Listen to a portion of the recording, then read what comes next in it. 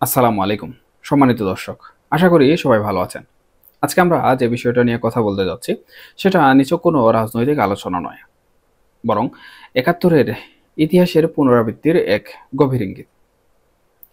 আপনারা হয়তো ভাবছেন কেন আমি একাত্তরের কথা বলছি, কারণ এখনকার পরিস্থিতিটা অনেকটাই সেটারই প্রতিচ্ছবি। দেখুন, 1971 সালে ভারত কিন্তু শুরুতেই যুদ্ধে ঝাঁপিয়ে পড়তে পারত, কিন্তু তারা প্রায় 10 মাস অপেক্ষা করেছিল। কিন্তু কেন? কারণ ভারত বিশ্বে যুদ্ধবাজ বা সাম্রাজ্যবাদী হিসাবে পরিচিত হতে চায়নি সেই সময়। তাদের লক্ষ্য ছিল স্পষ্ট: পাকিস্তানিদের হাত থেকে পূর্ব বাংলার মানুষকে রক্ষা করা, যাতে বাঙালিরা তাদের নিজস্ব সংস্কৃতি আর পরিচয় নিয়ে শান্তিতে বাঁচতে পারে।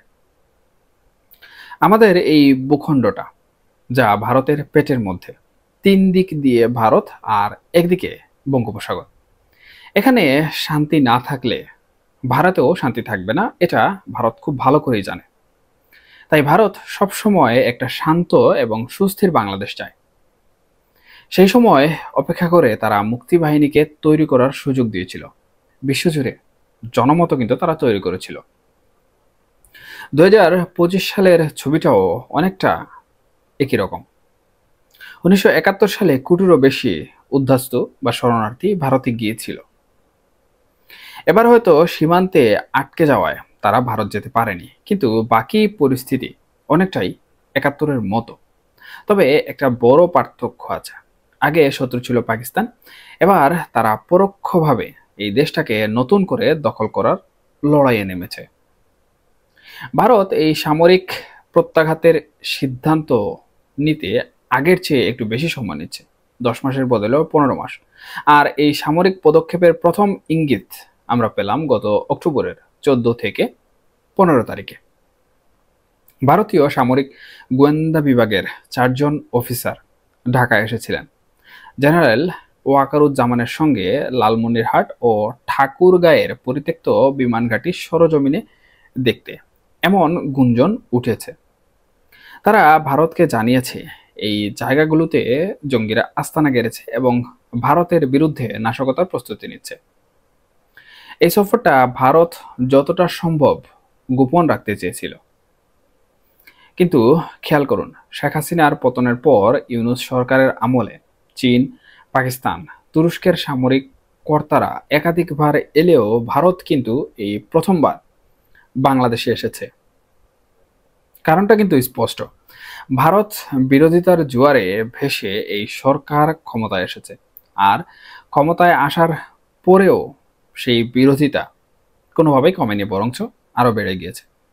মাত্র কয়েক সপ্তাহ আগে মোহাম্মদ ইউনূস জাতিসংঘের সাধারণ পরিষদে দাঁড়িয়ে প্রকাশ্যে ভারতের কঠোর সমালোচনাও কিন্তু করেছিলেন। তিনি অভিযোগ করেছিলেন যে ভারত শেখ হাসিনার আশ্রয় দিয়েছে, যিনি সমস্যার মূল কারণ এবং পরিস্থিতি আরো খারাপ করেছে। তার অন্য সহযোগীরাও পার্বত্য চট্টগ্রামের সহিংসতায় ভারতের হস্তক্ষেপের কথা বলেছেন। এর চেয়েও ভয়ঙ্কর হলো জামাতে ইসলামের নায়েবে আমির সৈয়দ আবদুল্লাহ মোহাম্মদ তাহেরের হুমকি।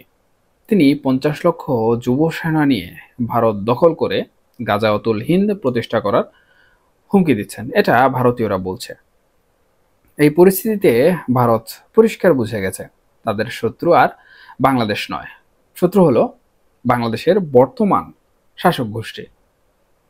তারা জানে এই সরকার কৌশল করে নির্বাচন স্থগিত রাখবে এবং ভারতে নাশকতা ছড়াবে। তাই নিজেদের এবং বাংলাদেশের মানুষকে বাঁচাতে এখন অ্যাকশন নেওয়া জরুরি হয়ে পড়েছে। তাহলে এবার আসলে ভারতের মিত্রকে, ভারতীয়দের মতামত অনুযায়ী এবারের মিত্র হলো বাংলাদেশ সেনাবাহিনী, বিশেষ করে সেনাবাহিনীর একটি অংশ। আমাদের সেনাবাহিনীতে যে 3টি গোষ্ঠী আছে, আওয়ামী লীগপন্থী, পাকিস্তানপন্থী বা ইসলামপন্থী আর মধ্যপন্থী, এর মধ্যে মধ্যপন্থী জেনারেল ওয়াকারুজ্জামান এতদিন ভারসাম্য বজায় রাখতে চেষ্টা চালিয়েছিলেন। কিন্তু পরিস্থিতি পাল্টে গেল যখন আইসিটি বা ইন্টারন্যাশনাল ক্রাইমস ট্রাইব্যুনালে 25 জন সেনা কর্মকর্তার বিরুদ্ধে গ্রেফতারি পরোয়ানা জারি করল। এই তালিকায় ওয়াকারুজ্জামান নিজেও থাকতে পারেন। সংশোধিত আইন অনুযায়ী পরোয়ানা জারি হলে তার চাকরি যাবে, আর তার জায়গায় বসবেন আরো বড় কোনো পাকিস্তানপন্থী লোক। এমনটাই ভারতীয় গণমাধ্যমে উঠে এসেছে। ইউনূস জামাত পাকিস্তান এই ভুলটি করে বসল। ওয়াকারুজ্জামান এই পরোয়ানা আটকাতে ব্যর্থ হন, ফলে বাধ্য হয়ে তিনি মধ্যপন্থা ছেড়ে মুক্তিযুদ্ধের পক্ষের শক্তিতে যোগ দিতে বাধ্য হবেন। এই মুহূর্তে পাকিস্তান পন্থীদের রুখতে তার কাছে ভারতের সাহায্য নেওয়া ছাড়া আর কোনো বিকল্প নেই।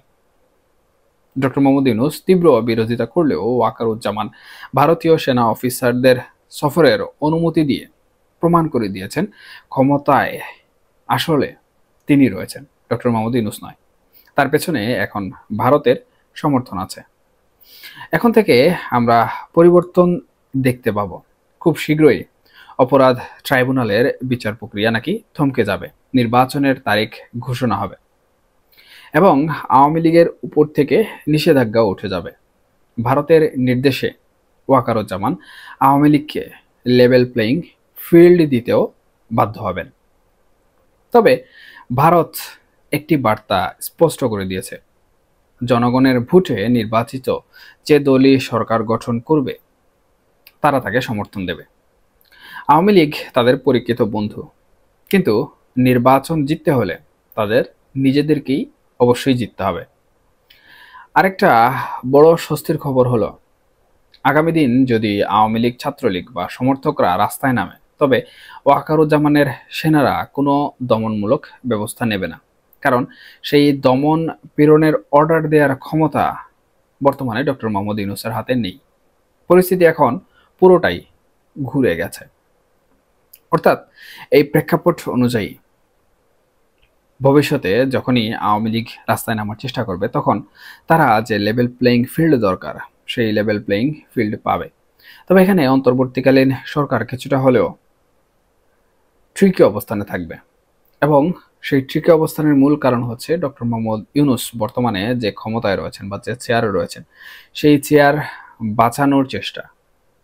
অর্থাৎ ডক্টর মোহাম্মদ ইউনূস যদি সেনাবাহিনীর কথা না শোনেন বা সেনাবাহিনীর কমান্ড অনুযায়ী পরিচালিত না করেন সরকার, তাহলে উনার যে চেয়ার রয়েছে সেই চেয়ার থাকবে না এবং উনাকে পদত্যাগ করতে হবে। হয়তোবা ১/১১-র সূচনা হবে অথবা একটি তত্ত্বাবধায়ক সরকার গঠিত হবে। সুতরাং ভারতের এই যে পলিটিক্স, এই পলিটিক্সটি অন্তর্বর্তীকালীন সরকারের জন্য একটি চ্যালেঞ্জ এবং বাংলাদেশের ভবিষ্যৎ রাজনীতির জন্য একটি টার্নিং পয়েন্ট। দেখা যাক এখন ভবিষ্যতে কি হয়।